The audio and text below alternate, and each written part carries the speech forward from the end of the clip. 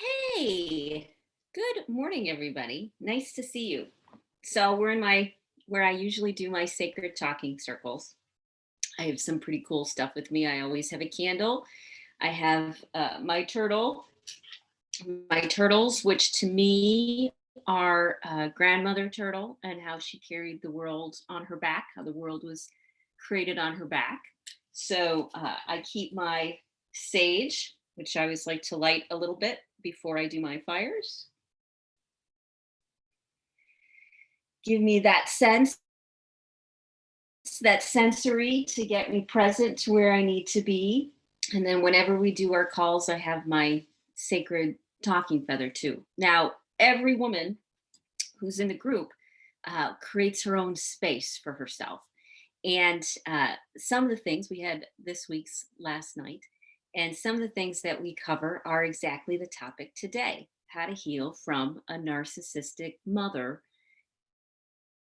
before you end up being her caretaker, or sometimes after you end up being her caretaker. So I'm Rita Hickman. I'm a body mind expert and I'm a shiatsu massage therapist. And I've spent the last 12 years creating, really holding a sacred space for women who have had uh, narcissists in their life, whether they were bipolar, whether they were borderline personality, whether they were Asperger's, whether it was their mother, their father, their son, their husband, their twin flame, whatever it may be. There's a lot of similarities. And so today on this live stream, we're going to be talking a little bit about mothers, because in reality, a lot of women are walking around who had very, very challenging childhoods, not because of the typical narcissistic father, which there tends to be a lot of support for that, but for the less common, but still very dark and hard and even more damaging in a lot of ways, damaging in a lot of different ways, a narcissistic mother. So, we're going to explore that. Let's explore that a little bit today. So, before I go too far, I have to reassure my own mother, no, mom, you were not a narcissistic mother. However, I have had over the years hundreds of women come into my life. And it almost seems as if that the majority who've struggled the most, who've done the most work, who have the hardest time, because there's all these layers, from even before birth, from being in the womb, or adoption, where women ended up with narcissistic mothers. And that wound really cut so deep. And then the freaky twist is most of these women are compassionate and empathic and loving and wonderful.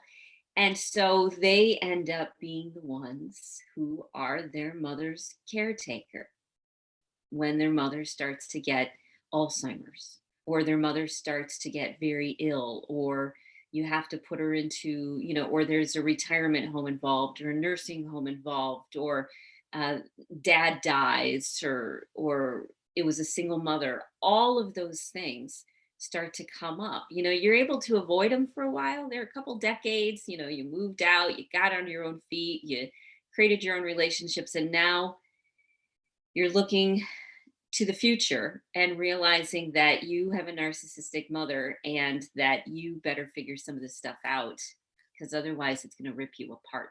I can't tell you how many women who had very difficult mothers ended up in these situations where their mothers are living with them now, and they're caretaking them, and they're elderly and they're older, and sometimes the problems get worse and sometimes the problems get better, but they've lived their whole life with this woman who, from conception, before conception, at her conception, because every girl when she's born has the eggs of the next generation of those, of the possibility of birth. So you, as an egg, have probably been exposed to narcissistic women for a few different generations. So this makes it a very difficult wound to heal, not just psychologically, but also on the body mind level. you've been imprinted and entrained to a lot of these difficult, painful experiences and thoughts and beliefs and ideas from a very long time ago. Well, let me tell you, if you don't start doing your work, your family work, it's much more difficult. It can be much more difficult after they pass, because then the opportunities to get some of the things that you needed, for you to find some inner peace, for you to get any sort of uh, shift or change uh, before she dies, you gotta look at that stuff. So how do you do it? How do you go from a woman who has spent her entire existence being completely self-absorbed, and you were collateral damage, you were virtually nothing, you were left beside the side of the road, emotionally and mentally? How do you deal with this? Well, what happens is a shift happens. You start to recognize that you are no longer a victim to her mental illness, and that she no longer has that level of power over you. So that requires a certain amount of positive experiences in growing up. Now, you certainly, one of the best ways to reverse some of this narcissistic stuff is to have positive, meaningful, beautiful experiences with other women. One of the things that happens is we get a little stunted in areas when one of your parents is a narcissist. And in order to move through those, you need experiences that help you evolve and mature like you were supposed to, that help you look at the world through a healthy lens like you were supposed to when you were growing up. But instead, you got gaslighting, and you got tantrums, and you got emotional chaos, and you got a family that really dropped the ball. Because a lot of times, if a mother is a narcissist, what happens is the father is someone who ends up disconnected, who ends up emotionally out of the picture, or emotionally incapable of helping his children, because he just can't even grasp the mental illness that's involved with a narcissistic mother. And so you not only got the abuse and the gaslighting and the tantrums and the emotions and the self-absorption of a mother, but then you typically got the neglect or emotional disconnect from a father. You really got a doozy. You got a doozy of things to work through. One of my favorite ways to work through these things is to find women who are who are caring, compassionate, loving, empathic, a lot like you, and get the experiences that you always needed, of someone being able to hear you, of someone being present to you, of someone giving a damn about you, of someone who understands how important it is to give as well as receive. Now, where do you find these miracle women? Well, some women go to, where you think you would find healthy women. They go to healing groups, they get involved in Reiki, they get involved with massage, they get involved with energy healers. They seek out these groups, and there are a lot of lovely women in these groups. But remember, a lot of these groups attract other women who are really struggling. And without a good guiding light, without someone who's done their own work, without someone who can facilitate the process, then all of those same behaviors, the same reactions, the same manipulation, the same ickiness comes up all over again. But now it's in group form. Yay! You have to be very particular when you're starting to heal your relationship with your mother, or that relationship inside of yourself that you had with your mother. It's super important to be mindful, because if you aren't, you're going to land in the same sort of high school, college drama, crazy woman stuff that you're trying to leave. But when you do find women who are doing their own work, who are just like you, who understand, who don't judge, who have a lot of life experience, who've been successful in their own right. They've already done a lot of their work. They're already on the path. You are able to get the things that you always needed and you always craved. And until you start to get these things, you won't be able to heal that wound because you'll be trapped and stuck through all those body experiences and body memories that you got from growing up.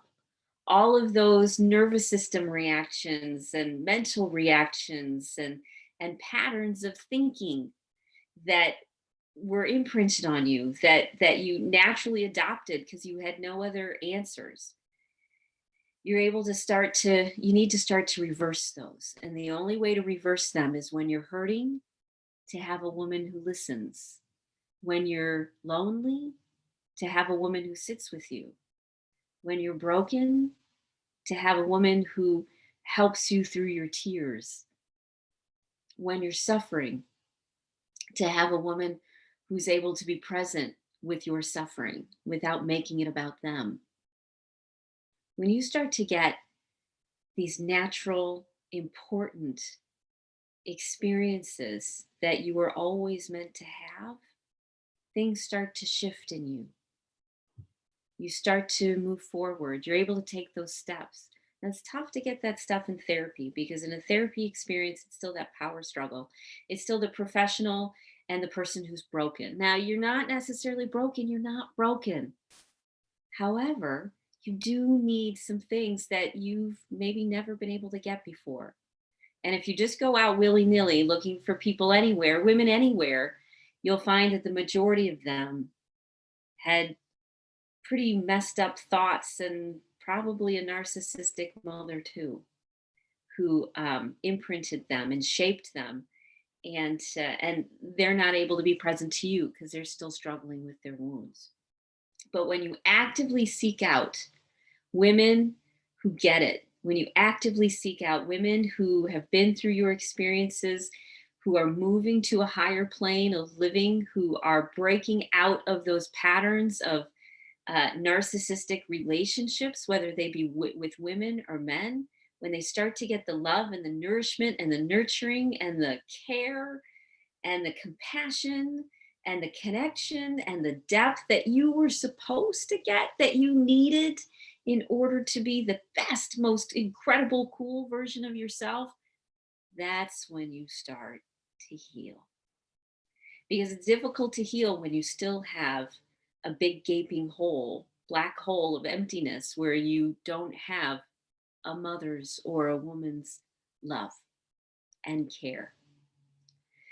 So if you're looking towards the future and you know you're the nice one who will probably end up having to still deal with a narcissistic mother who's still manipulating you, who's now living with you, who's yelling at your kids, who has tantrums, who's bipolar, who's borderline, who is unpredictable, who loves you adoringly one second and hates you with a passion the next, and finds every way that they can to confuse and make you crazy.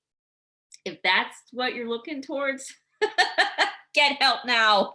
Get help now before you end up too far, because the side effects of this are pretty tough.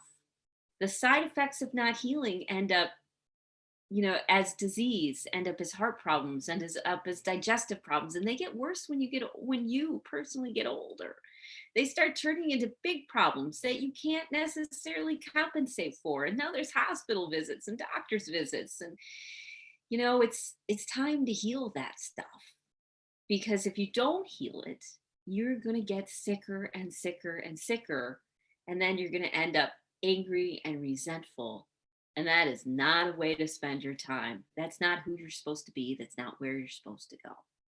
So the best way to heal that stuff with your mom is to find appropriate substitutes, appropriate women who can give you those things that you really truly needed but didn't get when you needed them. Now, if you're looking for something like that, Fortunately, I've spent a lot of time, we've spent a lot of time creating a beautiful village of women, and we're ready to expand. We're ready to grow. We're ready to, make this available to more women, but we're going to limit it to 40 because if it gets big, too much bigger than that, then it's a problem. So when we hit 40, the price is going to, like quadruple. And we're going to be very mindful and thoughtful about who ends up in the group. We're already mindful and thoughtful, but there won't be a lot of room that's left. So if you want 2020 to be a better year, to prepare you for you getting older, to prepare you for the next chapter of your life. Your kids might be leaving the nest. This is finally your freedom. And then you look and you see that you're sandwiched between a wedding and a mom with Alzheimer's, between a new baby, a new grandbaby, and a parent that's living with you that, or looking to live with you, or that you're the main one who visits and looks after her needs, you're going to end up in a tough situation. You might already be there now. Anyways, there's a lot of help. So, this beautiful women's group that we've been running, we meet every week. We also have the daily live streams. We also have our private village on Facebook where you can connect. You get almost instant friends, women who get it, women who understand where you're coming from. A lot of them had narcissistic mothers and they've been doing their own great healing work. Successful women, women who, they're smart and funny and interesting, entrepreneurs and artists and doctors and therapists, and they're so cool. And I'd love it if you could join us. So if you're looking to make 2020 a little bit better than it was, reach out, let me know. I'll send you the link. See if it's a good fit for you. We're keeping it super affordable until we get to 40 women. Super accessible. You can check us out a little bit if you want. Just let me know. You can see what one of the calls or show up on one of the live streams and see whether it's a good fit for you. See whether this is the direction you want to go, because it doesn't have to be as difficult as it seems. There's actually a switch that it kind of ends up getting flipped, where you go from victim to realizing that your mother was victimized too, to realizing that she struggled just as much as you did. And this was the best that she knew how. And you start to learn the tools that you need and the things to say, and you get the support that you need to be really present and to be the person that you want to be, someone who's loving and caring and compassionate and thoughtful. And you're able to become that person and heal that wound and not keep looking to women who are incapable of being present, who are incapable of giving you the mother's love that you needed, or the female energy, or the feminine energy, or that connection that you always needed. They're incapable of it. And now you're in the position of being the adult or the caretaker. And it's actually not a bad position to be in, because you're able to step out of that role of child and into that role of woman who's reclaimed so many parts of her soul and so many parts of her heart. So if you're interested, let me know. Put a comment somewhere, send me a message, drop me a line, put up a red flag, send up a flare. Let me know so that I can send you the link and you can start to, really, really get the help that you've always wanted, way beyond therapy, way beyond support groups. This is something that's a higher level of beingness that you can use to walk confidently and wonderfully into that next chapter of your life and make it the best you can. All of 2020, that's what we're doing it. So have a wonderful rest of your day. Happy Friday. And I will talk to you on Monday. Reach out. I'm looking forward to hearing from you. Bye.